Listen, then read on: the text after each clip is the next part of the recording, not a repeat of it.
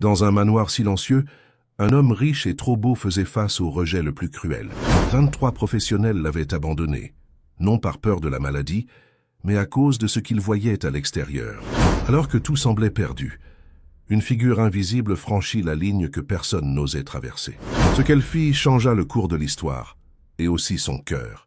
Si cette belle histoire d'amour et de dépassement de soi vous a touché, n'oubliez pas de vous abonner à notre chaîne et dites-nous de quelle ville vous nous regardez en continuant.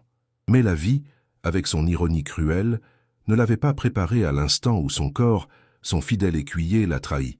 C'est arrivé un mardi matin pendant son jogging habituel au parc du Luxembourg. Le soleil se levait à peine, et François sentait l'énergie pulser dans ses veines, comme toujours.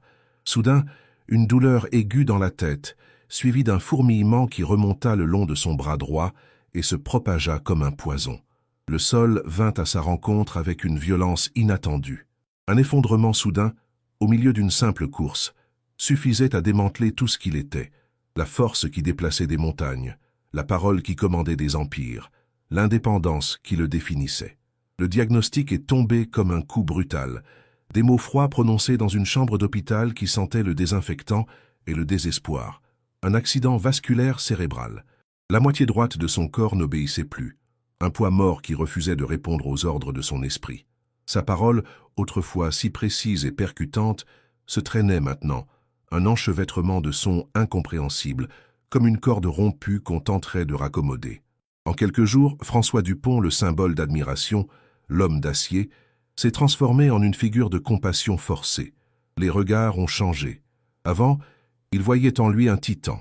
Maintenant, seulement un fardeau. La chute fut vertigineuse. Les visites, autrefois constantes et pleines de flatteries, se firent rares jusqu'à disparaître complètement. Les invitations aux événements sociaux, autrefois incessantes, cessèrent comme s'ils n'avaient jamais existé. Le monde qu'il dominait semblait lui avoir tourné le dos, le laissant livré à la solitude de son nouvel état. Quand il put enfin rentrer chez lui, l'équipe médicale suggéra un suivi intensif.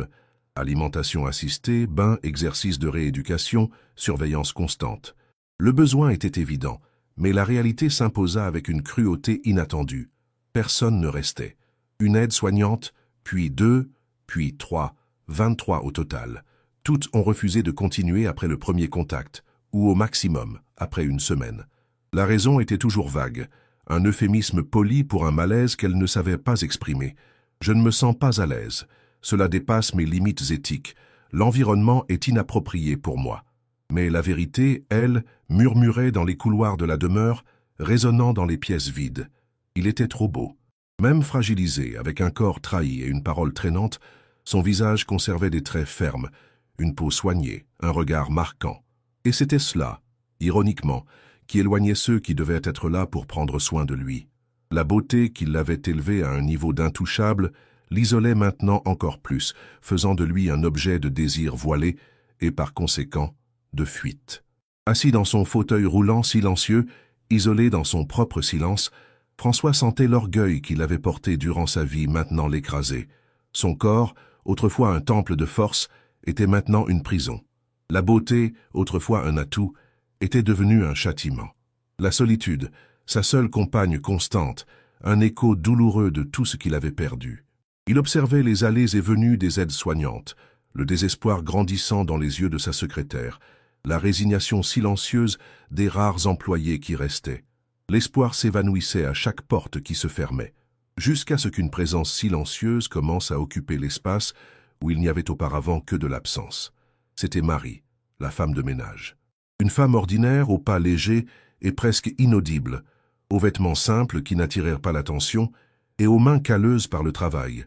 Elle entrait tôt, avant le soleil, nettoyait les coins que personne ne remarquait, les détails oubliés, et sortait sans faire de bruit comme une ombre.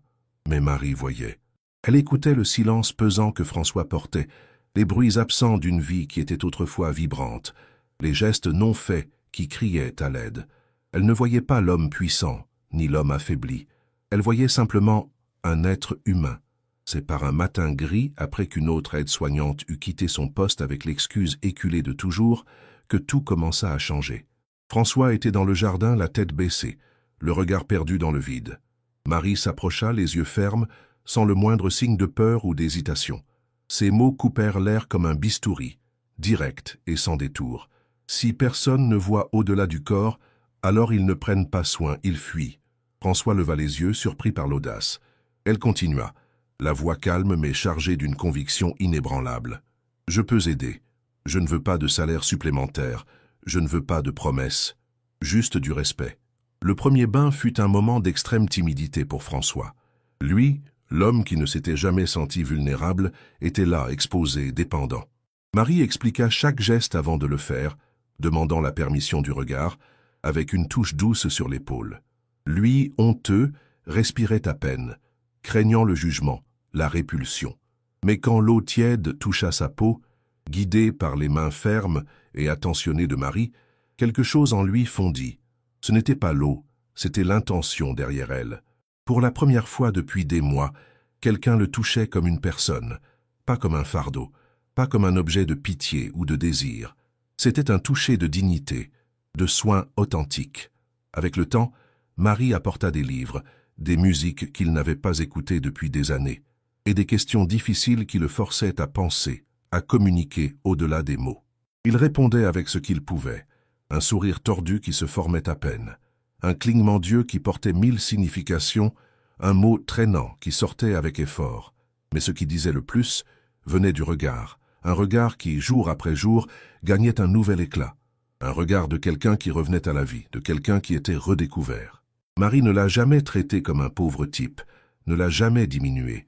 Elle le regardait l'âme derrière le corps affaibli, et disait avec une simplicité puissante, « Vous n'êtes pas votre corps. » Et François, pour la première fois depuis longtemps, y croyait. Il croyait en elle. Il croyait en lui-même à nouveau. La demeure, autrefois un mausolée de silence et de désespoir, commença à respirer un nouvel air, un souffle de vie qui venait des coins les plus inattendus. Marie n'était pas seulement une soignante, elle était une catalyseuse.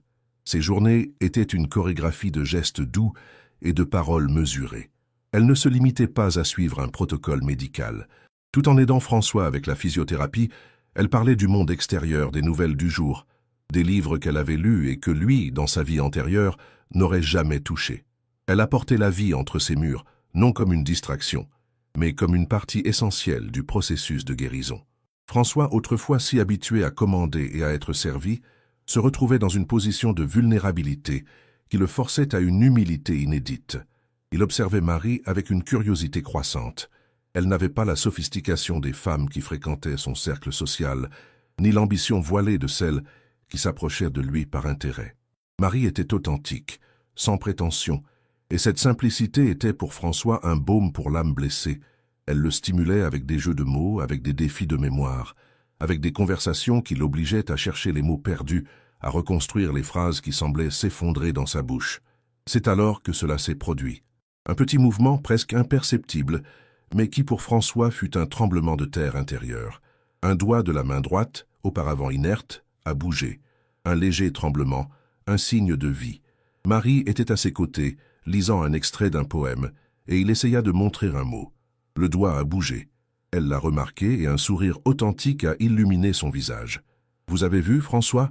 Un petit pas, mais un grand début. » Ce sourire dépourvu de pitié, plein d'encouragement, valait plus que n'importe quelle fortune. Ce petit mouvement fut le déclencheur.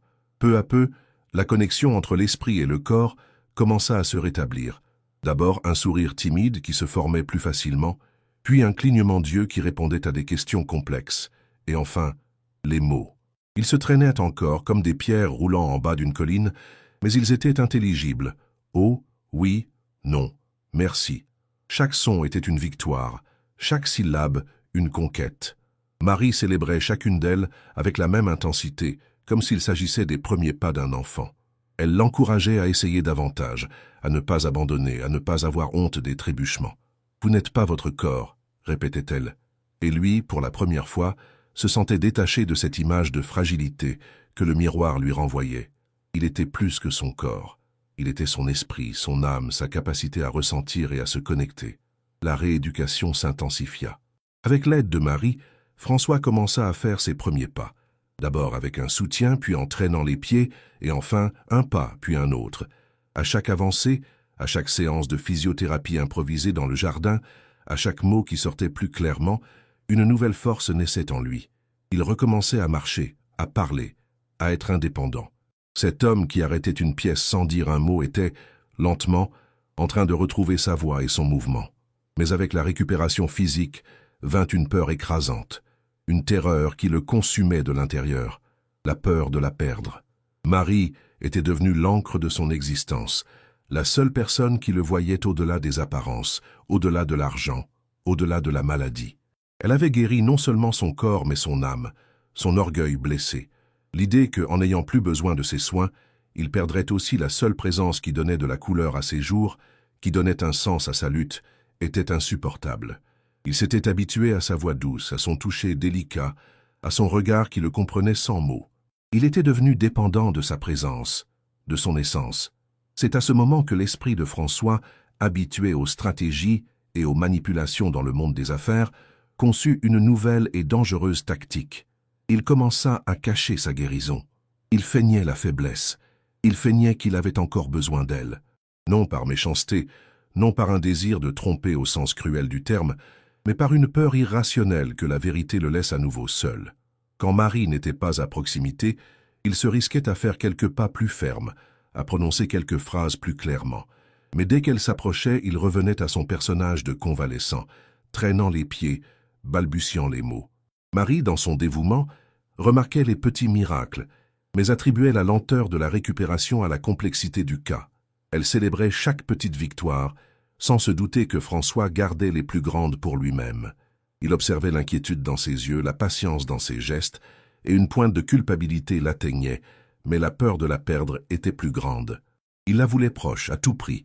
Il voulait qu'elle continue à être la lumière dans ses jours gris, et ainsi l'homme qui avait tout perdu et trouvé la rédemption dans une femme de ménage se retrouvait maintenant pris dans sa propre toile de mensonges, une toile construite avec le fil ténu de la peur et de la dépendance émotionnelle.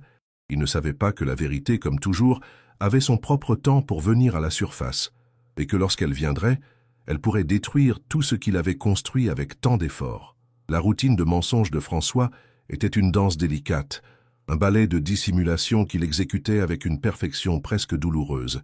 Il était devenu un acteur dans sa propre vie, répétant chaque trébuchement, chaque mot traînant, chaque soupir d'effort apparent. Marie, avec sa nature observatrice et son intuition aiguisée, commença à remarquer les incohérences. De petits détails, presque imperceptibles, qui ne cadraient pas avec le récit de la récupération lente. Une lueur différente dans ses yeux quand il pensait qu'elle ne regardait pas, une agilité momentanée en saisissant un objet, un ton de voix qui semblait plus ferme pendant un instant. Elle écartait ses observations comme de la fatigue ou un excès d'optimisme, mais les graines du doute étaient plantées. Et la demeure, avec ses vastes jardins et ses couloirs silencieux, était la scène parfaite pour le secret de François. Il profitait des moments où Marie était occupée à d'autres tâches ou pendant son temps de repos pour s'exercer.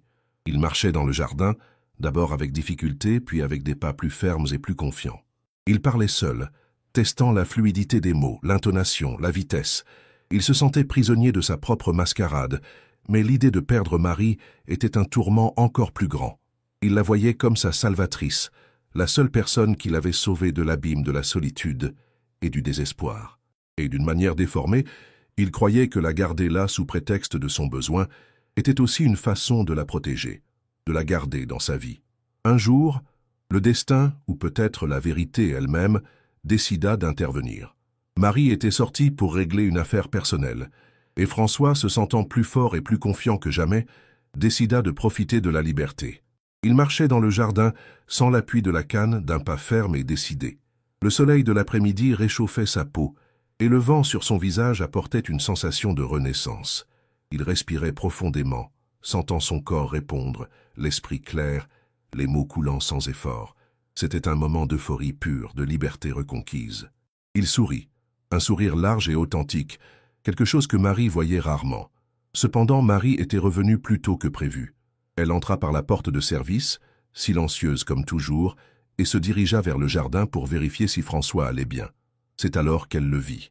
Non pas l'homme fragilisé dont elle s'occupait depuis des mois, mais l'homme qu'il avait été avant l'effondrement, ou peut-être une version encore plus forte de lui. Il marchait seul, droit, la posture impeccable, le regard fixé sur l'horizon. fort, stable, complètement indépendant. Le cœur de Marie fit un bond, non pas de joie pour la récupération complète, mais d'une douleur aiguë et inattendue. La scène se déroula devant ses yeux comme un film au ralenti. Chaque pas de François était un coup de poignard dans sa confiance. La vérité, qu'elle avait sentie murmurer dans son intuition, criait maintenant dans son esprit. Il l'avait trompée, il avait fait semblant. Elle se sentit trahie. Non pas pour avoir été trompée sur l'étendue de sa récupération. Après tout, l'amélioration était ce qu'elle souhaitait le plus, mais pour avoir été maintenue dans un mensonge. La confiance, construite avec tant d'efforts, avec tant de dévouement, s'effondra en un instant. Les heures de soins, les conversations profondes, les moments de vulnérabilité partagés, tout semblait maintenant teinté par l'ombre de la dissimulation. L'image de François, l'homme qu'elle avait guéri, se déforma dans son esprit, révélant un manipulateur. Sans faire de bruit, Marie recula, le visage pâle, les yeux embués. Elle ne voulait pas le confronter, pas à ce moment-là. La douleur était trop profonde, la déception écrasante. Elle alla dans sa chambre, rangea ses quelques affaires dans une valise simple et écrivit un court billet, le laissant sur la table de la cuisine. Sans regarder en arrière, sans un mot d'adieu, elle quitta la demeure qui était devenue son foyer et son projet de vie.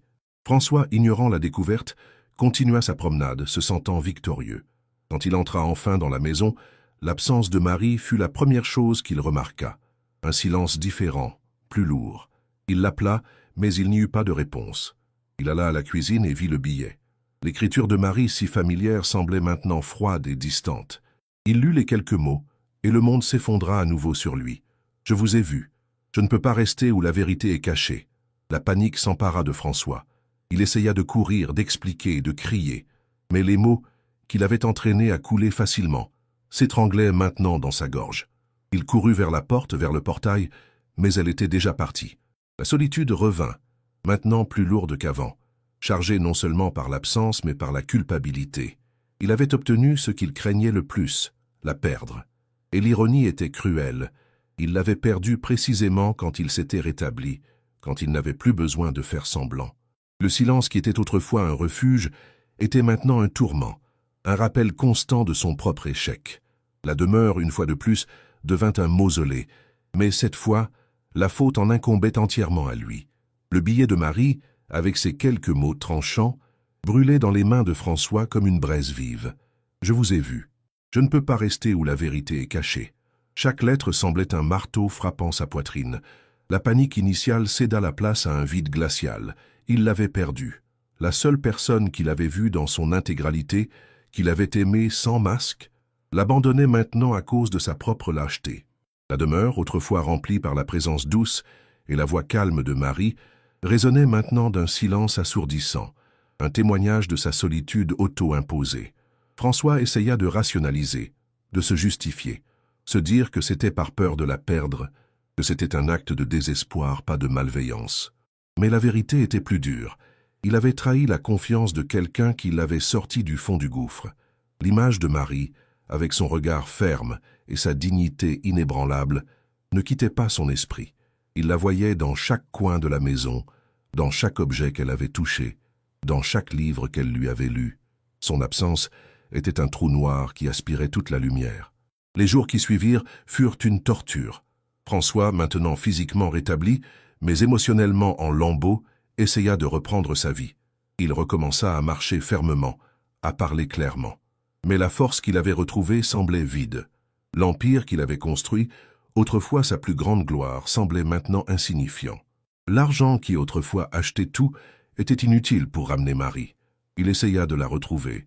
Il appela l'agence d'aide-soignants qu'il avait recommandée, mais Marie n'était pas une soignante professionnelle. Elle était femme de ménage. Personne ne connaissait son adresse, son téléphone, rien d'autre qu'un nom et le fait qu'elle venait d'un quartier modeste de la périphérie. Il envoya ses employés la chercher, offrit des récompenses, mais Marie semblait avoir disparu dans l'air, comme si elle n'avait jamais existé. À chaque porte qui se fermait, à chaque piste qui ne menait nulle part, la culpabilité de François s'approfondissait. L'absence de Marie révéla une vérité encore plus douloureuse pour François. Il n'était pas seulement dépendant d'elle pour sa récupération physique, mais pour sa propre santé mentale. Elle avait été sa boussole morale, son miroir, la seule personne qui l'avait forcé à faire face à ses faiblesses et à chercher sa meilleure version. Sans elle, il se sentait perdu à la dérive dans une mer de regrets. Il essaya de retourner au travail, mais la passion avait disparu. Les réunions semblaient vides, les négociations sans sens. L'éclat dans ses yeux, qui était autrefois d'ambition, était maintenant de mélancolie. Ses associés et employés remarquèrent le changement. L'homme d'acier était de retour, mais il y avait quelque chose de brisé en lui. Il était fonctionnel, mais il n'était pas entier. Un soir, François était dans son bureau, entouré de piles de documents et de rapports, mais son esprit était loin. Il regardait par la fenêtre, les lumières de la ville qui s'étendaient jusqu'à l'horizon, et se sentait plus seul que jamais. C'est alors qu'il se souvint des paroles de Marie, celles qu'elle avait dites le jour où elle l'avait confronté pour la première fois, celles qu'il avait ignorées dans son aveuglement. Si personne ne voit au-delà du corps, alors ils ne prennent pas soin, ils fuient. Et maintenant il se rendait compte, il avait lui-même fui la vérité sur lui-même, la vérité sur l'importance d'elle, dans sa vie. C'était le sommet de sa vie, le point où il devrait célébrer sa récupération et son retour. Mais tout ce qu'il ressentait était un vide déchirant. Il s'était caché derrière un mensonge, et ce mensonge lui avait coûté la seule chose qui comptait vraiment. La beauté qui l'avait éloigné de tant de personnes, qui l'avait isolé sur son piédestal, fut aussi la raison pour laquelle il dut être sauvé. Et seul quelqu'un qui ne s'était jamais laissé aveugler par elle, comme Marie, aurait pu jouer ce rôle. Mais il avait tout gâché. François savait qu'il devait changer, pas seulement pour Marie, mais pour lui-même. Il devait apprendre à se voir dans son intégralité comme elle le voyait, à faire face aux vérités qu'il avait cachées, non seulement à elle, mais à lui-même. Celui qui un jour fut refusé par 23 aides-soignantes, parce qu'il était trop beau, fut enfin guéri, non seulement par la femme de ménage qu'il a vue au-delà de l'apparence, mais par la femme qui l'a obligé à faire face à sa propre âme. Et maintenant, il devait retrouver cette femme, non pas pour qu'elle le guérisse à nouveau, mais pour qu'il puisse lui prouver qu'il avait appris la leçon, qu'il était prêt à être l'homme qu'elle l'avait aidé à devenir. La recherche de Marie n'était plus seulement pour sa présence, mais pour sa propre rédemption. François savait que la recherche de Marie ne pouvait pas être menée par les méthodes conventionnelles auxquelles il était habitué. Les agences de détectives, les récompenses et les ordres donnés à ses employés étaient inutiles. Marie n'était pas un actif à suivre dans une base de données. Elle était une âme qui s'était éloignée, et la seule façon de la retrouver serait de marcher sur le même sol qu'elle, de respirer le même air que sa réalité. Il devait aller à la périphérie, vers le monde qu'elle représentait, et que lui, dans sa vie antérieure, n'imaginait même pas exister. L'idée de quitter la sécurité de sa demeure et de plonger dans un environnement si différent du sien était pour l'ancien François impensable. Mais le nouveau François, façonné par la douleur de la perte et l'humilité forcée, était prêt à tout. Il mit des vêtements simples, laissa sa voiture de luxe dans le garage et prit un taxi jusqu'au terminus d'une ligne de bus qui, selon les rares informations qu'il avait, menait à cette région. Le voyage fut un choc pour ses sens. L'odeur de fumée et de nourriture de rue, le bruit constant des voix, de la musique et des moteurs, l'agglomération de personnes avec des vies si différentes de la sienne. Il se sentait comme un poisson hors de l'eau, un extraterrestre dans son propre pays. Mais au lieu du mépris ou de la peur qu'il aurait pu ressentir avant, il n'y avait qu'une curiosité humble et une détermination farouche. Il observait les visages, les enfants jouant dans la rue de terre, les conversations animées aux portes des maisons simples. C'était le monde de Marie, et il devait le comprendre pour la comprendre. Il commença sa recherche de façon presque naïve. Il s'arrêtait dans de petits commerces, demandant une femme nommée Marie qui travaillait comme femme de ménage et soignante. Les réponses étaient toujours les mêmes. « Marie, il y a beaucoup de Marie par ici, monsieur. » Il la décrivait, parlait de sa gentillesse, de son sourire. Certaines personnes le regardaient avec méfiance, d'autres avec pitié. Mais personne ne semblait avoir l'information dont il avait besoin. Les jours se transformèrent en semaines. François passait ses matinées et ses après-midi dans la périphérie, marchant dans des rues poussiéreuses, entrant dans des bistrots et des boulangeries, s'asseyant sur des places, observant. Il apprit à manger la nourriture locale, à saluer les gens avec un bonjour sincère, à écouter les histoires des habitants. Lui, l'homme qui ne parlait auparavant que d'affaires et de profits, écoutait maintenant parler de la lutte quotidienne pour la survie, de la solidarité entre voisins, de la joie trouvée dans les petites choses. À chaque porte à laquelle il frappait, à chaque nom qu'il recevait, l'espoir diminuait, mais la détermination de François ne faisait qu'augmenter. Il ne cherchait pas seulement Marie, il se trouvait lui-même. Les couches d'arrogance et d'importance personnelle qui le couvraient depuis des décennies commençaient à se défaire, révélant un homme plus vulnérable, plus empathique, plus humain. Il se rendit compte que la beauté qu'il avait isolée était une barrière, pas un bouclier, et que la vraie beauté de Marie résidait dans sa simplicité, dans sa capacité à voir au-delà des apparences, quelque chose que lui, ironiquement, commençait seulement à apprendre. Par un après-midi chaud, alors qu'il se reposait sur un banc de place, François entendit une conversation entre deux dames âgées. Elles parlaient d'une Marie, une jeune femme qui avait pris soin d'un monsieur riche et qui, soudainement, était revenue dans le quartier, mais était différente, plus recluse. Le cœur de François s'emballa. Il s'approcha, la voix tremblante, et demanda plus de détails. Les dames, méfiantes au début, s'adoucirent en voyant l'angoisse sincère dans ses yeux. Elles montrèrent une rue étroite, pleine de maisons colorées et simples, et dirent « Elle habite là-bas dans cette maison bleue, au bout de la rue ». François sentit l'air manquer dans ses poumons. C'était le moment. La maison bleue, modeste, et avec un petit jardin bien entretenu, était l'antithèse de sa demeure. Il marcha lentement, chaque pas chargé d'années de regrets et d'un nouvel espoir. La vérité était là, à quelques mètres, et il devait y faire face, non seulement pour retrouver Marie, mais pour se racheter. Il leva la main pour frapper à la porte, le cœur battant fort, sans savoir si la femme qui l'avait guéri lui pardonnerait, ou si le silence de la porte serait sa condamnation finale. La main de François plana au-dessus de la porte bleue, hésitant. Le son de son propre cœur semblait assourdissant dans le silence de cette rue. Lui, l'homme qui commandait des empires d'un geste de la main, tremblait maintenant devant une simple porte en bois. Finalement, avec un soupir qui portait le poids de mois de regrets, il frappa. Un coup doux, presque un murmure, mais qui résonna comme un tonnerre à ses oreilles. La porte s'ouvrit lentement, révélant Marie. Ses yeux, autrefois si chaleureux et accueillants, portèrent maintenant un mélange de surprise et d'une douleur nouvellement découverte. Elle était plus mince peut-être, et il y avait une ombre de fatigue sous ses yeux, mais sa posture était toujours d'une dignité inébranlable. Elle le regarda de haut en bas, et François réalisa le contraste. Il n'était plus vêtu de ses costumes impeccables, mais de vêtements simples et délavés, les cheveux un peu en désordre, le visage marqué par le soleil et l'inquiétude. C'était l'homme qu'elle avait aidé à se relever, mais aussi l'homme qui l'avait trompé. « François » murmura-t-elle, la voix presque inaudible, comme si elle ne pouvait pas croire ce qu'elle voyait. « Marie » répondit-il, la voix étouffée par l'émotion. « J'avais besoin de te retrouver. Je suis venu te demander pardon. » Il fit un pas en avant, mais s'arrêta, respectant la barrière invisible qu'elle avait érigée. « Je sais que ce que j'ai fait est impardonnable. Je t'ai trompé, je t'ai trahi, et il n'y a pas d'excuse pour cela. J'avais tellement peur de te perdre, de redevenir ce que j'étais avant toi, que je suis devenu quelque chose de pire. » Les yeux de Marie se rétrécirent légèrement, et François vit un éclair de colère mêlé à la douleur. « Tu m'as prise pour une idiote, François. Je t'ai fait confiance, je me suis dévoué à toi, et tu m'as utilisé. Je sais, dit-il, sa voix presque une lamentation. Et c'est la vérité la plus douloureuse de toutes. Je n'ai pas réalisé à quel point je dépendais de toi, pas seulement pour ma récupération physique, mais pour mon âme. Quand tu es parti, j'ai réalisé que j'avais perdu la seule chose qui comptait vraiment. Je t'ai cherché partout, Marie. Je suis venu dans ton monde, j'ai essayé de comprendre, et j'ai compris.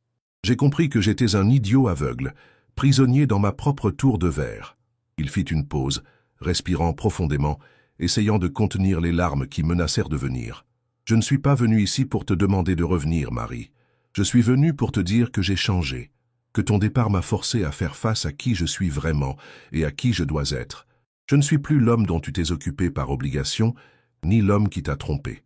Je suis un homme qui essaie d'être digne de ta confiance, même si je ne la retrouve jamais.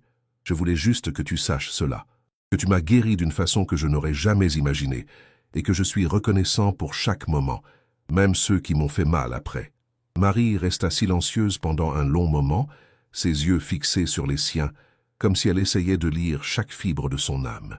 Il ne détourna pas le regard, lui offrant sa vulnérabilité, sa sincérité désarmée.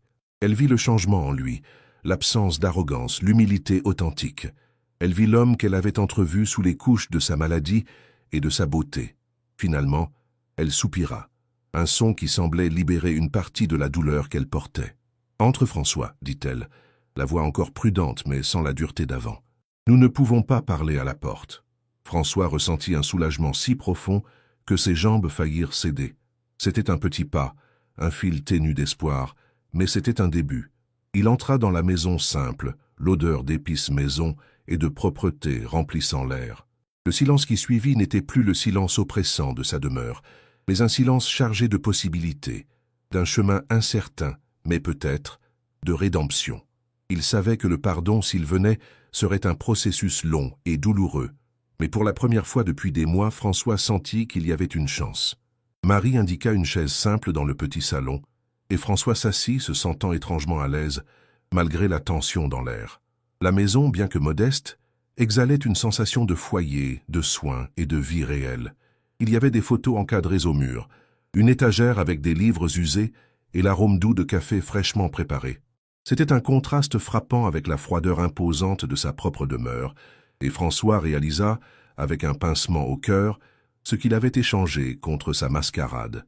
Marie s'assit sur la chaise opposée, les bras croisés, le regard encore méfiant. « Pourquoi maintenant, François ?» demanda-t-elle, la voix plus ferme. « Pourquoi seulement après des mois es-tu venu me chercher ?» François respira profondément. « Parce que j'ai mis des mois à comprendre ce que j'ai fait, à comprendre ce que tu signifiais pour moi. J'étais tellement aveuglé par ma peur de redevenir l'homme brisé que je n'ai pas réalisé que j'étais en train de briser la seule personne qui se souciait vraiment de moi. J'ai essayé de revenir à mon ancienne vie, au travail, à mon empire, mais tout semblait vide. Je n'arrivais pas à arrêter de penser à toi, à la façon dont je t'ai blessé. Je me suis rendu compte que tu n'étais pas seulement ma soignante, Marie. Tu étais mon encre, ma conscience. Tu m'as fait voir au-delà de ma propre beauté, de ma propre richesse. Tu m'as fait me voir moi-même, vraiment. » Il fit une pause, cherchant les mots justes. « J'ai passé des semaines à te chercher ici, dans ton quartier. J'ai vu comment les gens vivent, comment ils s'entraident. J'ai vu la vérité que j'avais ignorée toute ma vie. Et j'ai réalisé que ma récupération physique ne signifiait rien sans la récupération de mon âme, que tu as commencé. J'avais besoin de te retrouver pour te dire cela, pour te demander pardon sincèrement, non pas parce que je veux que tu reviennes, mais parce que j'ai besoin que tu saches que j'ai appris la leçon, que je suis un homme différent grâce à toi. » Marie l'écouta en silence, ses yeux absorbant chaque mot, chaque nuance de son expression. Elle vit la sincérité dans ses yeux, la douleur authentique. « Je ne sais pas si je peux pardonner, François, » dit-elle, la voix douce mais chargée de chagrin. « La confiance est une chose fragile, et tu l'as brisée en morceaux. »« Je sais, » répondit-il sans détourner le regard, « et je ne m'attends pas à ce que tu me pardonnes maintenant, ou peut-être jamais. Je voulais juste, je devais te le dire. Je devais que tu saches que je ne suis plus cet homme qui t'a trompé, que je suis reconnaissant pour tout ce que tu as fait, même pour la douleur que ton départ m'a causée, parce que c'est cette douleur qui m'a ouvert les yeux. » Marie se leva et alla à la fenêtre, regardant la rue. Le silence revint, mais cette fois ce n'était pas de tension, mais de réflexion. François attendit, le cœur battant fort mais avec un calme étrange. Il avait dit la vérité nue et crue. Le reste était entre ses mains. Elle se retourna, et ses yeux rencontrèrent les siens. « J'ai vu ce que tu as fait, François, mais j'ai aussi vu l'homme que tu devenais, même avant mon départ. Et je vois l'homme que tu es maintenant venant ici, sans orgueil, sans masque. Cela signifie quelque chose. » Elle fit une pause. « Mais la confiance ne se reconstruit pas en un jour, ni en une conversation.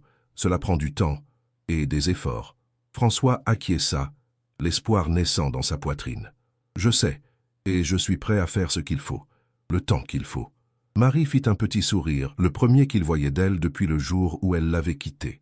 C'était un sourire mélancolique, mais il y avait un aperçu de quelque chose de plus. « Pourquoi ne me racontes-tu pas ce qui t'est arrivé depuis mon départ, François, pour de vrai ?» Et ainsi, François commença à narrer les mois de vide, de recherche, d'autodécouverte. Il parla de comment la demeure semblait un tombeau, comment le travail avait perdu son sens, et comment il s'était senti perdu jusqu'à ce que les dames sur la place lui donnent l'indice. Il ne cacha rien, chaque mot une brique dans la reconstruction d'un pont qu'il avait lui-même incendié. La conversation s'étendit tout l'après-midi, non comme un interrogatoire, mais comme un processus lent et douloureux de guérison, où la vérité, finalement révélée, commençait à défaire les nœuds du passé et à ouvrir un chemin, aussi incertain soit-il, vers un avenir différent. François continua à parler, détaillant l'aridité de sa vie après le départ de Marie. Il décrivit la demeure, autrefois un symbole de son succès, maintenant un écho de sa solitude. Les repas qui étaient autrefois préparés avec amour par Marie étaient maintenant consommés en silence, sans saveur. Les réunions d'affaires, qui autrefois l'énergisaient, étaient devenues monotones, les chiffres et les stratégies perdant toute signification face au vide qu'il ressentait. Il parla des nuits sans sommeil, l'esprit revenant sans cesse aux billets de Marie, à ses mots et à sa propre lâcheté. « J'ai essayé de combler le vide avec le travail, avec la routine, » expliqua François, la voix rauque. Mais c'était comme essayer de remplir un seau percé. Rien ne fonctionnait. Je me sentais comme l'homme brisé que tu as trouvé, mais cette fois la maladie était interne dans mon âme. Je ne voyais plus la beauté de mon monde, parce que ce qui comptait pour moi était parti. Il raconta la frustration de la recherche initiale, utilisant ses méthodes habituelles, et comment cela l'avait mené à une impasse. C'est alors que j'ai réalisé que je ne cherchais pas une employée, Marie. Je te cherchais, toi, et pour te trouver, je devais sortir de mon monde et entrer dans le tien. Je devais voir ce que tu voyais, vivre ce que tu vivais. François décrivit ses premiers jours dans la périphérie, le choc culturel, l'étrangeté, mais aussi l'adaptation graduelle, la façon dont il a commencé à observer les gens, à écouter leurs histoires, à sentir la pulsation de la communauté. Je n'avais jamais pris le temps de vraiment voir les gens avant, admit-il, un ton de honte dans sa voix. Je voyais des chiffres, des opportunités, des menaces. Mais ici, j'ai vu l'humanité. J'ai vu la résilience, la solidarité. Et j'ai commencé à comprendre pourquoi tu es qui tu es. Marie écoutait, les yeux fixés sur lui. Il n'y avait pas d'interruption, juste de petits mouvements de la tête, un léger froncement de sourcils qui indiquait qu'elle absorbait chaque mot. Elle voyait la sincérité sur son visage, la vulnérabilité qu'il n'avait jamais permis à personne de voir auparavant. Ce n'était pas le François arrogant et imposant qu'elle avait connu. C'était un homme dépouillé, brisé par la perte, mais se reconstruisant sur une base plus solide. Quand François termina son récit, un silence pesant remplit la pièce. Le soleil de l'après-midi commençait à se coucher, teintant le ciel de tons orangés qui entrèrent par la fenêtre, adoucissant l'ambiance. « Je ne te demande pas ton pardon pour que tu reviennes dans ma demeure, Marie, » dit François, brisant le silence. « Je te demande ton pardon pour que je puisse vivre en paix avec moi-même, pour que je puisse être l'homme que tu m'as aidé à devenir. Si tu peux me donner une chance, n'importe quelle chance, de prouver que j'ai changé, je te serai éternellement reconnaissant. Mais si tu ne peux pas, je comprendrai. Je voulais juste que tu saches la vérité, ma vérité. » Marie se leva et marcha jusqu'à la fenêtre à nouveau, observant les enfants qui jouaient dans la rue. L'air semblait vibrer avec la tension de sa décision. François attendit, le cœur dans la gorge. Il avait tout livré, son âme exposée. Elle se retourna, ses yeux rencontrant les siens. « C'est une longue route, François, » dit-elle, la voix douce mais ferme. « La confiance ne se reconstruit pas du jour au lendemain, et je ne sais pas si un jour elle sera la même. Mais je t'ai vu aujourd'hui, vraiment, et ce que j'ai vu m'a donné un petit espoir. » Elle n'en dit pas plus, mais le regard dans ses yeux était d'une reconnaissance que François n'oublierait jamais. C'était un début, un fil ténu de possibilités. Il savait que ce n'était pas un pardon complet, mais c'était une ouverture. Et pour l'homme qui avait tout perdu, cette petite ouverture était le monde entier. Il était venu à la recherche de rédemption, et peut-être, juste peut-être, il l'avait trouvée, l'avait. Le soleil se coucha complètement, plongeant la pièce dans une pénombre douce, mais pour François, une nouvelle lumière commençait à surgir.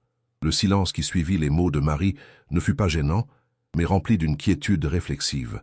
François sentit un nœud dans sa gorge se desserrer. C'était une chance, aussi petite soit-elle, et il la saisirait de toutes ses forces. Il n'attendait pas une étreinte, ni une invitation à revenir dans sa vie immédiatement, juste la permission d'essayer. « Merci, Marie, » dit-il, la voix rauque d'émotion. « Je ne te décevrai plus. » Marie hocha simplement la tête, un regard pensif sur son visage. « Tu dois avoir faim, » dit-elle, changeant de sujet, mais avec une douceur qui n'échappa pas à François. « Je vais préparer quelque chose. » François l'observa tandis qu'elle se déplaçait dans la petite cuisine, la simplicité de ses gestes, la familiarité avec l'environnement. Il remarqua l'absence d'assistants, d'appareils coûteux. Tout était fait à la main, avec un soin qu'il avait oublié existait. Il s'offrit à aider, mais elle sourit légèrement et dit « Reste là, tu es mon invité. » Le repas fut simple mais délicieux, du riz, des haricots, du poulet et une salade fraîche. François mangea avec un appétit qu'il n'avait pas ressenti depuis des mois, savourant chaque bouchée. Ce n'était pas la nourriture sophistiquée à laquelle il était habitué, mais elle était préparée avec soin, et cela faisait toute la différence. Pendant le repas, la conversation coula de façon plus naturelle, bien qu'encore avec une certaine prudence. Ils parlèrent de choses triviales, du quartier, du temps. François évita de toucher au passé, permettant à Marie de guider le rythme de l'interaction. Quand la nuit tomba, François réalisa qu'il n'y avait pas de taxi facile à trouver à cette heure-là. Marie, percevant son hésitation, offrit « Tu peux rester sur le canapé, si tu veux. C'est mieux que d'essayer de retourner en ville à cette heure. » François accepta, sentant un mélange de soulagement et de gratitude. Il savait que c'était un geste de commodité, mais aussi un signe qu'elle ne le voyait plus comme une menace. Il dormit sur le canapé, le bruit de la rue et les sons de la maison simple remplaçant le silence oppressant de sa demeure. Pour la première fois depuis longtemps, il dormit profondément. Dans les jours qui suivirent, François ne retourna pas à sa demeure. Il loua une petite chambre dans une pension proche de la maison de Marie. Il ne la pressa pas, n'apparut pas à sa porte sans prévenir. Au lieu de cela, il commença à fréquenter les mêmes endroits qu'elle, de façon discrète. Il allait à la boulangerie où elle achetait du pain, s'asseyait sur la place où elle parlait avec les voisines, observait la vie du quartier. Il voulait comprendre vraiment son monde. Il commença à aider de petites façons. Il vit un voisin en difficulté pour porter des sacs lourds et offrit son aide. Il s'offrit pour réparer une clôture cassée chez une vieille dame. Lui, le magnate, utilisait ses mains pour des travaux simples et ressentait une satisfaction que l'argent ne lui avait jamais procurée. Les gens du quartier, d'abord méfiants de « l'homme de l'extérieur », commencèrent à le voir avec moins d'étrangeté et plus de curiosité. Marie observait tout à distance. Elle voyait François parler avec les enfants, rire avec les adultes, transpirer sous le soleil pendant qu'il aidait aux réparations. Elle voyait l'humilité dans ses yeux, l'absence de toute trace de son ancien orgueil. C'était un processus lent, mais chaque jour un petit morceau du mur qu'elle avait construit autour de son cœur semblait céder. Il ne demandait pas, il montrait. Et cela pour Marie était ce qui comptait vraiment. La route était longue, comme elle l'avait dit, mais François était prêt à la parcourir, pas à pas, pour prouver que la beauté qu'elle avait guérie n'était pas seulement physique, mais une beauté d'âme qu'il était enfin en train d'apprendre à cultiver. Les jours se transformèrent en semaines. François était devenu une figure familière dans le voisinage. Il n'utilisait pas son nom complet, juste François, et personne ne semblait se soucier de son passé. Il était l'homme qui aidait à porter les courses du marché, qui réparait le portail grinçant de Madame Moreau, qui jouait au ballon avec les enfants sur la place après l'école. Il écoutait les histoires des habitants, partageait des rires et pour la première fois de sa vie, se sentait partie de quelque chose de plus grand que son propre empire. La satisfaction qu'il trouvait en aidant, en étant utile, sans rien attendre en retour, était un baume pour son âme blessée. Son apparence avait également changé. Les vêtements simples et délavés qu'il avait adoptés étaient devenus sa seconde peau. Le soleil avait bronzé son visage et le travail physique avait renforcé son corps d'une manière différente de la salle de sport de luxe. Il semblait plus à l'aise, plus réel. L'aura d'inaccessibilité qui l'entourait dans sa vie antérieure avait disparu, remplacée par une simplicité accueillante. Marie observait tout. De sa fenêtre, en arrosant ses plantes, ou à la boulangerie en prenant son café, elle voyait François. Elle le voyait sourire sincèrement, non pas avec le sourire poli et calculé d'avant, mais avec une lueur dans les yeux qu'elle reconnaissait comme la même qu'elle avait entrevue quand il était le plus vulnérable. Elle entendait les commentaires des voisins. « François est un bon gars, n'est-ce pas? Il a un cœur en or. Je n'ai jamais vu quelqu'un d'aussi disposé à aider. » Chaque mot était un petit point de lumière sur le chemin de la reconstruction de la confiance. Un jour, alors que Marie revenait du marché avec des sacs lourds, elle sentit une main douce en prendre un. C'était François. Il ne dit rien, sourit simplement, et commença à marcher à côté d'elle. Le silence entre eux n'était plus tendu, mais confortable, rempli par le son des pas et de la vie autour. « Tu n'avais pas besoin de faire ça, » dit finalement Marie, une légère rougeur sur ses joues. « Je le voulais, » répondit-il, le sourire toujours sur son visage. « C'est le minimum que je puisse faire pour quelqu'un qui m'a tant appris. » Ils marchèrent ensemble jusqu'à la porte de sa maison. En arrivant, François ne se retourna pas pour partir comme d'habitude. Il s'arrêta, la regardant, et Marie réalisa que la barrière entre eux avait considérablement diminué. « Marie, » commença-t-il, la voix un peu plus sérieuse, « je sais que je suis ici depuis quelques semaines, et je ne veux pas te déranger, mais je voulais savoir si tu serais disposé à prendre un café avec moi, un de ces jours. Pas comme le François d'avant, ni comme l'homme qui t'a trompé. Juste comme un ami, si tu veux, bien sûr. » Marie le regarda dans les yeux. Elle vit l'appréhension, l'espoir, l'honnêteté. Ce n'était pas une demande pour renouer une romance, mais une demande de connexion humaine, d'une chance d'amitié, une chance de prouver que le changement était réel et durable.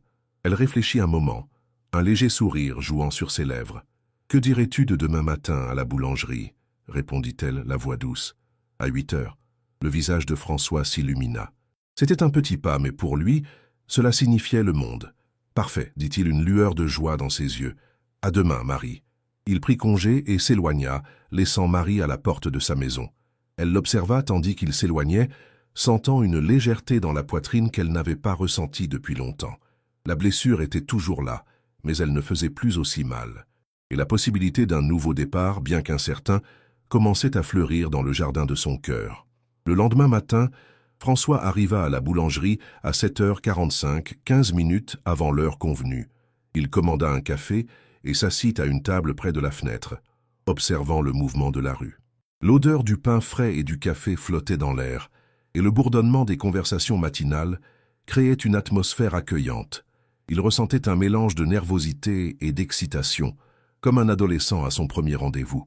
Ponctuellement à 8 heures, Marie entra dans la boulangerie. Elle portait une robe simple en coton et ses cheveux étaient attachés en un chignon lâche. Ses yeux balayèrent l'endroit jusqu'à ce qu'elle le trouve, et un petit sourire apparut sur ses lèvres. François se leva, tirant la chaise pour elle. « Bonjour François, » dit-elle, la voix calme. « Bonjour Marie, » répondit-il, sentant son cœur battre plus fort. « Merci d'être venu. » Ils commandèrent leur café et des tartines grillées, et la conversation commença timidement. Il n'y avait plus besoin que François se justifie ou que Marie se défende. Ils parlèrent du temps, des nouvelles locales, des voisins que François avait aidés. C'était une conversation légère, sans les couches de douleur et de ressentiment qui avaient marqué leur rencontre précédente. François se sentit à l'aise pour partager davantage sur ses expériences dans le quartier. Il parla de Madame Moreau et de son jardin, du garçon qui l'avait aidé à réparer sa bicyclette, des histoires qu'il entendait sur la place. Il ne se vantait pas, exprimait simplement la satisfaction authentique qu'il trouvait dans ces interactions. Marie écoutait attentivement, posant des questions occasionnelles. Elle voyait l'éclat dans ses yeux quand il parlait de la vie simple qu'il expérimentait. C'était un éclat qui autrefois était réservé aux discussions d'affaires et aux acquisitions. « Je n'ai jamais imaginé que la vie pourrait être ainsi », confessa François, regardant sa tasse de café. « J'ai toujours associé le bonheur à de grandes réalisations, à avoir plus, à être le meilleur. Mais ici, j'ai appris que le bonheur peut se trouver dans les choses les plus simples, dans la connexion avec les gens, dans le fait d'être utile. » Marie acquiesça. « C'est une leçon que beaucoup mettent du temps à apprendre, François. Certains ne l'apprennent jamais. Je l'ai apprise seulement parce que tu m'as forcé à voir, » dit-il, levant les yeux vers elle. « Tu as été mon miroir, Marie. Et au début, je n'aimais pas ce que je voyais. Mais maintenant, je commence à voir quelque chose de différent. » Il y eut un moment de silence, non pas d'inconfort, mais de compréhension mutuelle. Marie ne détourna pas le regard. Elle voyait la sincérité dans ses paroles, la vulnérabilité qu'il permettait maintenant qu'elle voie. « Et que vas-tu faire maintenant, François ?» demanda Marie, la voix douce. « Tu vas retourner à ton ancienne vie ?» François hésita. Il y avait beaucoup réfléchi. « Je ne sais pas si je peux retourner à cette vie, Marie. Pas de la même façon. J'ai réalisé que mon empire, il ne me définissait pas, il me consumait. Je veux utiliser ce que j'ai appris, ce que j'ai, pour faire la différence. Peut-être ici, peut-être ailleurs, mais pas pour construire plus de richesses pour moi-même, pour construire quelque chose qui compte vraiment. » Marie sourit, un sourire authentique et chaleureux qui fit accélérer le cœur de François. « C'est un bon début, François. » Ils terminèrent le café, et François paya l'addition, malgré l'insistance de Marie pour partager. En sortant de la boulangerie, le soleil était déjà haut, illuminant la rue. « C'était bien, François, » dit Marie avant de prendre congé. « C'était plus que bien, Marie, » répondit-il, les yeux fixés sur les siens. C'était un nouveau début. Elle acquiesça, une lueur d'espoir dans ses propres yeux et poursuivit son chemin. François l'observa jusqu'à ce qu'elle disparaisse au coin de la rue. Il savait que le chemin vers le pardon et la reconstruction était long et incertain, mais pour la première fois depuis longtemps, il ne se sentait pas seul dans ce voyage. Il sentait qu'il y avait une chance, pas seulement pour lui-même, mais pour une connexion qu'il avait presque détruite et qui maintenant lentement commençait à être tissée à nouveau. La conversation à la boulangerie marqua un tournant. À partir de ce jour, l'interaction entre François et Marie acquit une nouvelle couche d'ouverture. Ils se rencontraient plus fréquemment, non seulement pour des cafés rapides, mais pour des conversations plus longues, assis sur la place ou dans le petit salon de Marie, où les souvenirs du passé planaient encore, mais maintenant avec une tonalité différente. François continua à s'intégrer au quartier, et Marie, à son tour, commença à partager davantage sur sa vie, ses rêves et les difficultés que le voisinage affrontait. C'est durant l'une de ces conversations que François eut une idée. Marie avait mentionné le manque d'un espace adéquat pour que les enfants étudient et aient des activités en dehors des heures d'école. De nombreux parents travaillaient toute la journée, et les jeunes restaient dans les rues, vulnérables. L'idée planta une graine dans l'esprit de François. Il vit une opportunité de mettre en pratique sa nouvelle philosophie, d'utiliser son expérience et, oui, ses ressources, pour quelque chose qui comptait vraiment. « Marie, tu as mentionné que les enfants ont besoin d'un endroit pour étudier et avoir des activités, » dit François un jour, alors qu'il prenait le thé chez elle. « Y a-t-il un terrain vague ou un vieux bâtiment par ici qui pourrait être rénové ?» Marie le regarda surprise. « Oui, il y a l'ancien centre communautaire. Il est abandonné depuis des années, en train de s'effondrer. Personne n'a l'argent pour le rénover. Et si je pouvais aider avec ça, proposa François, ses yeux brillants d'une nouvelle énergie. Je pourrais financer la rénovation, amener des ingénieurs, des architectes. Nous pourrions le transformer en un centre d'études, avec une bibliothèque, des salles de classe, peut-être même un petit laboratoire informatique. Marie resta silencieuse un moment, traitant la proposition. Elle voyait la sincérité sur son visage, la passion dans sa voix. Ce n'était pas le magnate essayant d'acheter sa rédemption, mais l'homme qu'elle avait connu qui cherchait un but. « Ce serait un rêve, François, » dit-elle, la voix émue. « Mais c'est un projet énorme, et le quartier, ils doivent te faire confiance. »« Je sais, » répondit-il, « et je suis prêt à gagner cette confiance. Je ne veux pas seulement jeter de l'argent. Je veux travailler avec le quartier, écouter ce dont ils ont besoin, et construire cela ensemble. Tu m'aiderais, Marie? Tu connais les gens, tu sais ce qui est mieux pour eux. » L'idée de travailler côte à côte, de construire quelque chose de significatif ensemble, était tentante. Marie sentit une pointe d'espoir. C'était une chance de voir le changement de François non seulement en paroles, mais en actions concrètes qui bénéficieraient à tous. « J'aiderai, » dit-elle, un sourire s'ouvrant sur son visage. « Mais à une condition. Tu dois promettre que tu ne vas pas disparaître en cours de route. » François sourit en retour, un sourire de soulagement et de détermination. « Je te le promets, Marie, je ne vais nulle part. » Dans les jours qui suivirent, François se plongea dans le projet avec une énergie renouvelée. Il n'appela pas son équipe d'élite de son ancienne entreprise.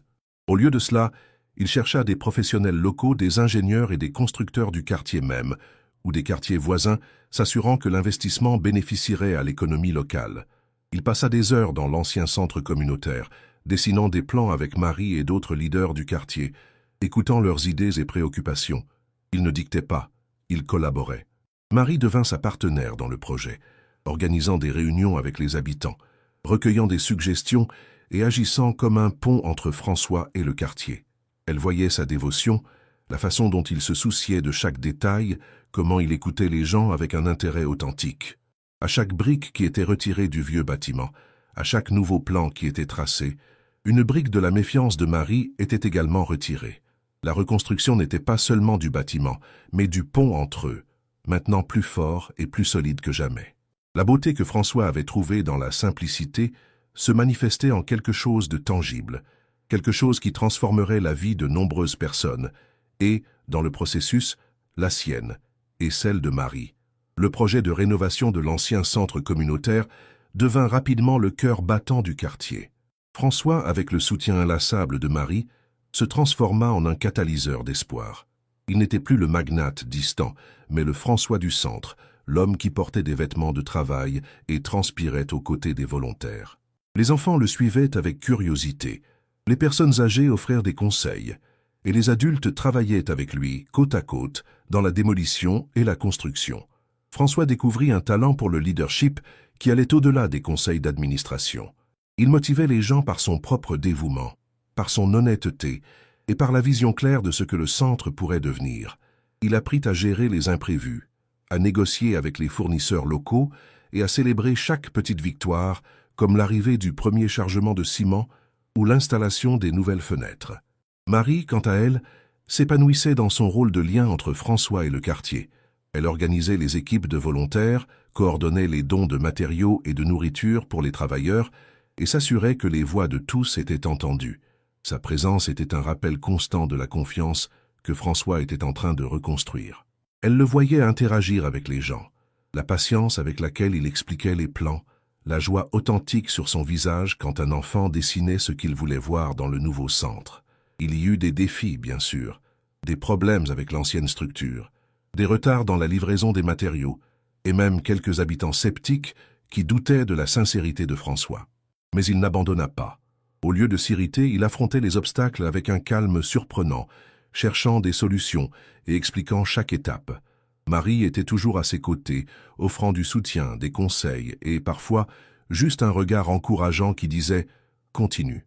À mesure que les murs de l'ancien bâtiment s'élevaient à nouveau, plus forts et plus beaux, la relation entre François et Marie se renforçait également. Les conversations nocturnes, d'abord centrées sur le projet, commencèrent à s'approfondir. Ils parlaient de leurs peurs, de leurs espoirs, du passé et de l'avenir.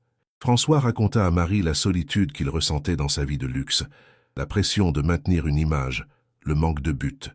Marie, à son tour, partagea la douleur de sa déception, mais aussi la force qu'elle avait trouvée dans le quartier et en elle-même.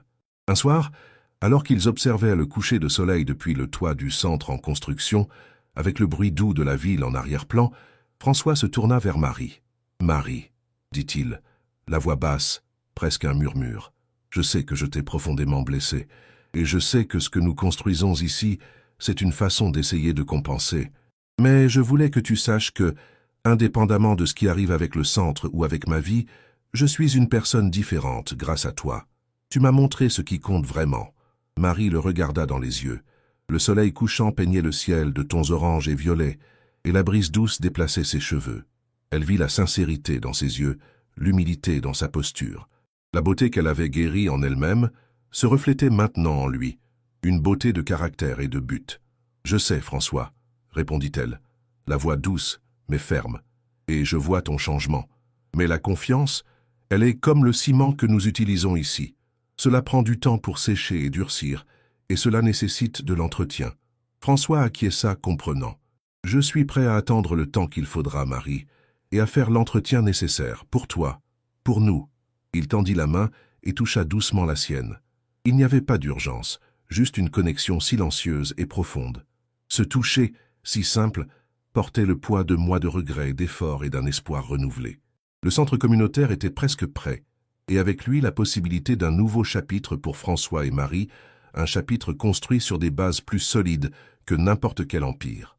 Le jour de l'inauguration du centre communautaire Nouveau Départ arriva et le quartier était en fête. L'ancien bâtiment abandonné avait été transformé en un espace vibrant et accueillant. Il y avait une bibliothèque remplie de livres donnés, des salles de classe colorées, un laboratoire informatique avec des ordinateurs reconditionnés et même une petite scène pour des présentations. Les murs étaient peints avec des fresques réalisées par les enfants et le jardin extérieur, autrefois couvert de mauvaises herbes, fleurissait avec des plantes et un petit terrain de jeu. François était au centre de la célébration, mais pas comme l'hôte qui cherchait les projecteurs. Il était mêlé à la foule, parlant avec les habitants, recevant des accolades et des sourires de gratitude. Il se sentait chez lui, d'une manière qu'il n'avait jamais ressentie dans ses salons de marbre et de verre. Marie était à ses côtés, rayonnante. Elle était l'âme du projet, la voix du quartier, et sa présence aux côtés de François était la preuve visible de la transformation qui s'était produite. Elle observait François interagir, la joie authentique sur son visage, et son cœur se remplissait d'une émotion complexe, fierté, soulagement et un espoir croissant. Quand vint le moment des discours, le maire de la ville, qui avait été invité, loua l'initiative et la générosité de François. Mais ce fut lorsque Marie monta sur scène que l'émotion prit vraiment le dessus. Elle parla de l'importance de l'union, de la résilience du quartier et de la vision que François avait partagée. « Ce centre, dit Marie, sa voix claire et émue, est la preuve qu'avec la foi et le travail acharné, nous pouvons transformer ce qui semble impossible en réalité. Et c'est aussi la preuve que les gens peuvent changer. François, Tu ne nous as pas seulement donné un bâtiment, tu nous as donné de l'espoir. Tu nous as montré qu'un nouveau départ est toujours possible. » La foule applaudit chaleureusement, et François sentit un nœud dans la gorge. Il n'était plus l'homme qui cherchait des applaudissements pour sa richesse, mais pour ses actions. Après Marie, François monta sur scène. Il n'avait pas préparé un discours grandiose. Il parla du cœur. « Je suis venu dans ce quartier comme un homme perdu, cherchant quelque chose que je ne savais même pas ce que c'était. Vous m'avez accueilli, vous m'avez enseigné la valeur de la simplicité, de la connexion humaine. Ce centre n'est pas le mien, c'est le nôtre. C'est un symbole de ce que nous pouvons construire ensemble quand nous surmontons les différences et travaillons pour un bien plus grand. Je suis reconnaissant envers chacun d'entre vous, et spécialement envers Marie qui m'a guidé sur ce chemin. » Il descendit de la scène et ses yeux rencontrèrent ceux de Marie. Il y avait une profondeur d'émotion là, qui n'avait pas besoin de mots. Alors que la fête continuait, avec de la musique et de la nourriture faite maison, François et Marie s'éloignèrent un peu de l'agitation, s'asseyant sur un banc dans le jardin nouvellement planté. « Tu as fait un travail incroyable, François, » dit Marie, un sourire doux sur ses lèvres. « Nous avons fait, » corrigea-t-il, la regardant. « Je n'aurais pas pu y arriver sans toi, Marie.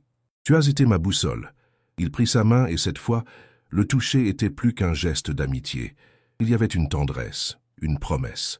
« Je sais qu'il y a encore un long chemin, » continua François, sa voix basse. « Mais je veux le parcourir avec toi, Marie. Peu importe où la vie me mène, ou ce que je décide de faire avec le reste de mon empire, je veux que tu sois à mes côtés. Pas comme une dette, mais comme un choix d'un avenir ensemble, si tu le veux. » Marie regarda le centre, les enfants jouant dans le parc, les voisins riant et discutant. Elle pensa au chemin qu'ils avaient parcouru, aux blessures qui avaient cicatrisé, à la beauté qui avait émergé de la douleur. La confiance, comme le ciment, avait séché et durci. Elle se tourna vers François, ses yeux embués mais avec un éclat d'espoir. « Je le veux, François, » murmura-t-elle, serrant sa main. « Je le veux. » Le soleil commença à se coucher, peignant le ciel de tons dorés et rosés, illuminant le nouveau centre communautaire et les deux cœurs qui, contre toute probabilité, avaient trouvé un nouveau départ ensemble.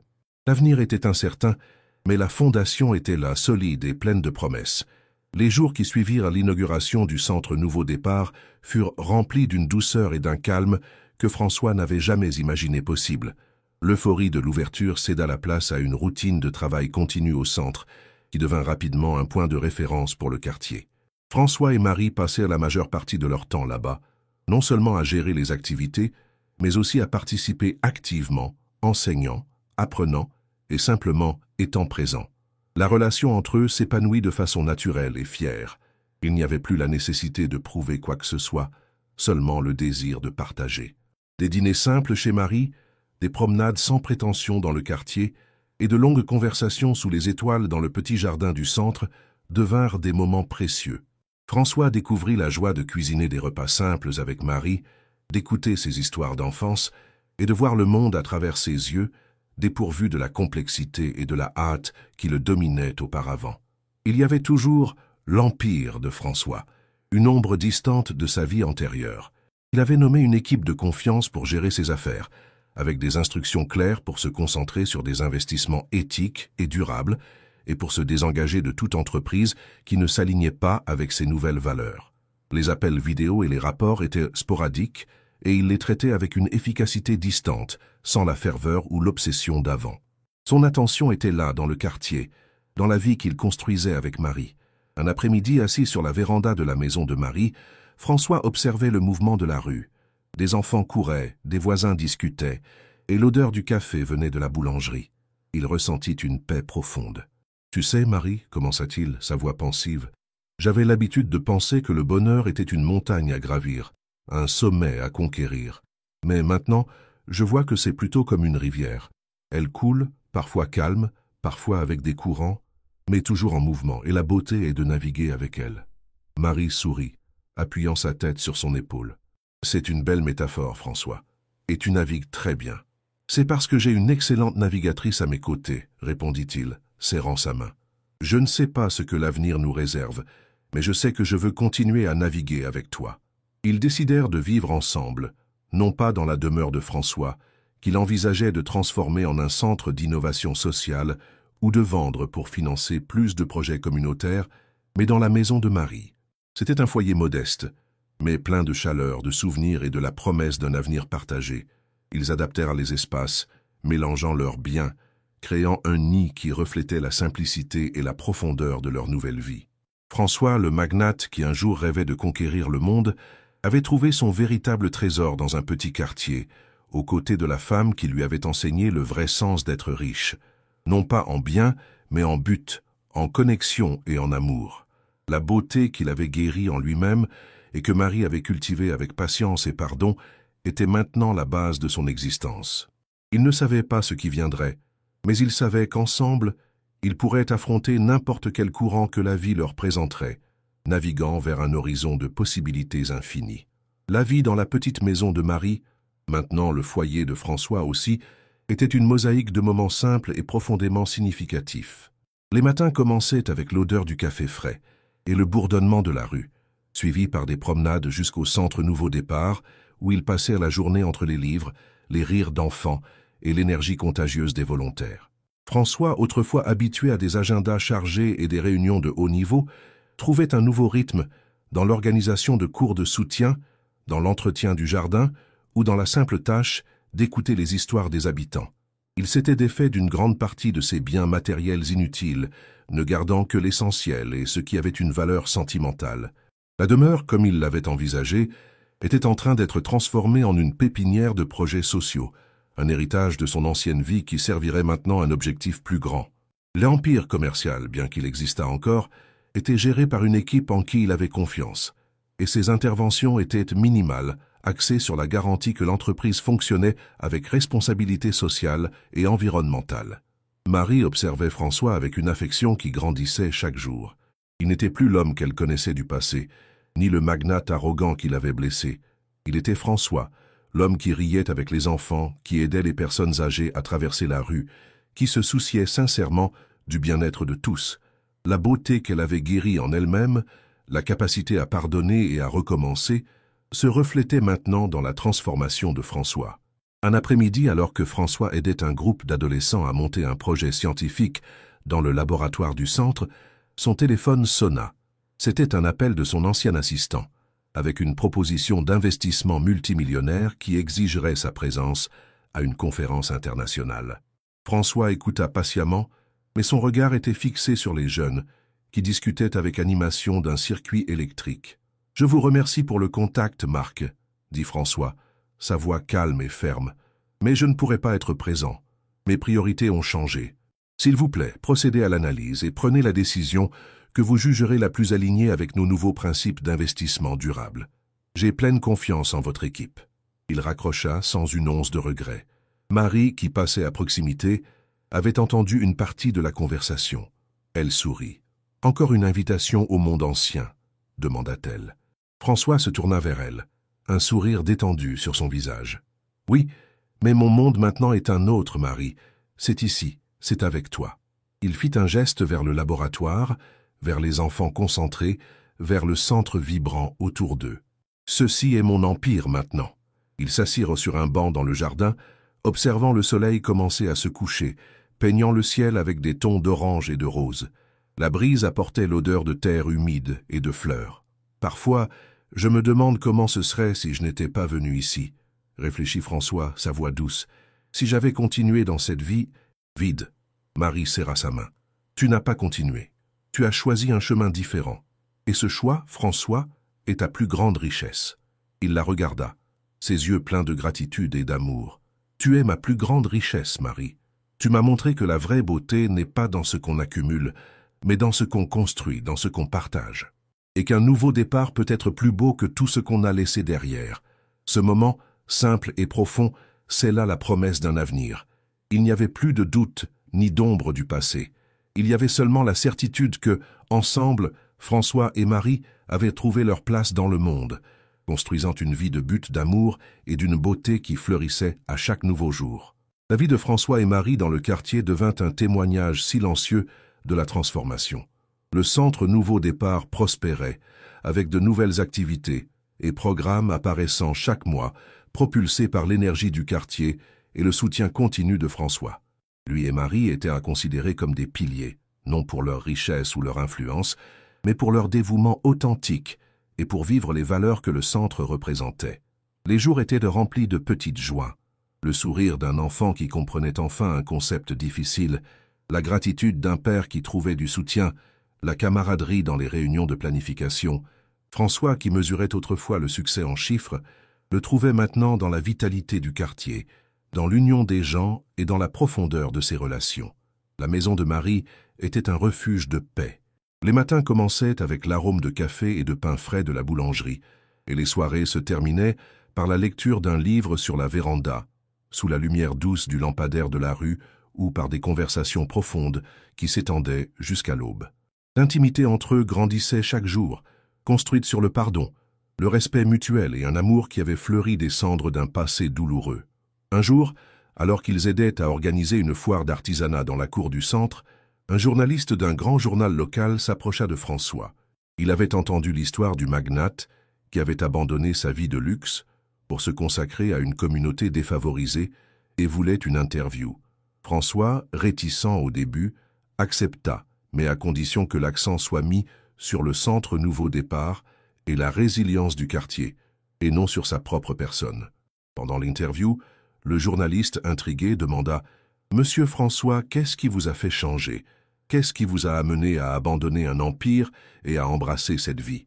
François regarda Marie, qui était à quelques mètres, souriant, tout en aidant une dame âgée à arranger son stand de crochet. Il pensa à la beauté qu'elle avait guérie en elle-même, à sa force, à sa capacité à voir au-delà des apparences. Ce fut la découverte de la vraie beauté, répondit François, sa voix calme et chargée de sens. J'ai passé ma vie à chercher la beauté dans les choses matérielles, dans les grandes conquêtes. Mais la vraie beauté, celle qui transforme, est dans les connexions humaines, dans la simplicité, dans la capacité à recommencer. Et j'ai eu la chance de rencontrer une personne qui m'a montré cela, qui m'a guidé jusqu'ici. Le journaliste tenta d'approfondir, posant des questions sur les regrets et les sacrifices. Mais François sourit simplement. Il n'y a pas de sacrifice quand on trouve un but. Il y a seulement des choix. Et mon choix m'a ramené à la maison. L'article du journal, une fois publié, ne se concentra pas seulement sur l'histoire de François, mais sur la force du centre Nouveau Départ et l'union du quartier. Cela apporta encore plus de visibilité et de soutien au projet, confirmant que la nouvelle approche de François, centrée sur le bien-être collectif, était la bonne voie. Ce soir-là, de retour à la maison de Marie, ils lurent le journal ensemble. Marie, les larmes aux yeux, embrassa François. « Tu as vraiment changé, François. Et ce n'est pas seulement ce que tu fais, c'est qui tu es devenu. » François la serra dans ses bras. « Je suis qui je suis grâce à toi, Marie. Tu m'as donné la chance de recommencer. Tu es ma beauté. » Ils savaient que la vie continuerait à présenter des défis, mais la fondation qu'ils avaient construite ensemble était inébranlable. Le passé était un souvenir distant, et l'avenir, un horizon ouvert, plein de possibilités, où la beauté d'un amour reconstruit et d'une vie avec un but fleurirait pour toujours. Les années se déroulèrent en une tapisserie riche de buts et d'amour. Le centre Nouveau Départ, sous la direction dévouée de François et Marie, n'était plus seulement un point de repère dans le quartier. Il était devenu un modèle, inspirant des initiatives similaires dans d'autres communautés. L'ancienne demeure de François, maintenant le pôle d'innovation sociale François Dupont, abritait des start-up et des projets qui cherchaient des solutions aux défis urbains, tous avec la même philosophie d'impact social et de durabilité qu'il avait embrassée. François et Marie vieillissaient ensemble, leurs rides racontant des histoires de rire, de défis surmontés et d'un amour qui s'approfondissait chaque jour. La maison modeste restait le centre de leur univers, un refuge de simplicité et d'affection. Ils fréquentaient toujours quotidiennement le centre Nouveau Départ, mais maintenant avec la sagesse de ceux qui ont semé et vu la récolte, passant le relais à une nouvelle génération de leaders communautaires qui avaient été inspirés par leur parcours. Par un jour ensoleillé de printemps, le centre Nouveau Départ célébrait son 10e anniversaire. La cour était remplie de visages familiers et nouveaux, tous unis par la vision que François et Marie avaient aidé à construire. Des enfants qui avaient grandi au centre, maintenant adolescents et jeunes adultes, présentèrent des projets, jouaient de la musique et partageaient leurs histoires de réussite. François, avec les cheveux plus gris et un sourire serein, observait la scène aux côtés de Marie. Il la tenait par la main et la chaleur de son toucher était un réconfort constant. Elle, avec la même grâce et force de toujours, irradiait une paix que seul le vrai bonheur peut apporter. L'un des jeunes, qui avait été l'un des premiers élèves du centre et était maintenant un étudiant universitaire en ingénierie, monta sur scène. « Je veux remercier 2 personnes qui ont changé ma vie et la vie de nous tous, » dit-il, la voix chargée d'émotion. « François et Marie, ils nous ont montré que peu importe d'où l'on vient, mais où l'on décide d'aller. Ils nous ont enseigné que la vraie richesse n'est pas dans ce qu'on a, mais dans ce qu'on donne, et que la beauté est dans le recommencement. » La foule applaudit debout, et les yeux de François et Marie se rencontrèrent. À cet instant, toute la douleur du passé, toute la solitude, toute la recherche incessante de quelque chose qui ne remplissait jamais, se dissipa. La beauté que Marie avait guérie en elle-même, la capacité de pardonner et de fleurir à nouveau, était la même beauté que François avait trouvée en se dépouillant de ses vanités et en embrassant un but plus grand. François serra la main de Marie et murmura « Tu te souviens quand je t'ai dit que tu étais ma plus grande richesse? J'avais raison. Tu m'as montré la vraie beauté. » Marie sourit, les larmes coulant sur son visage. « Et toi, François, tu m'as montré que l'amour peut reconstruire n'importe quoi, même un empire, et que la beauté est dans chaque brique que nous avons construite ensemble. » Ils s'embrassèrent au milieu de la célébration, 2 cœurs qui avaient trouvé leur foyer l'un dans l'autre et dans une communauté qui fleurissait grâce à leur voyage. La vie, dans sa plénitude, était la preuve que le nouveau départ n'était pas seulement une seconde chance, mais l'opportunité de construire quelque chose infiniment plus beau et durable.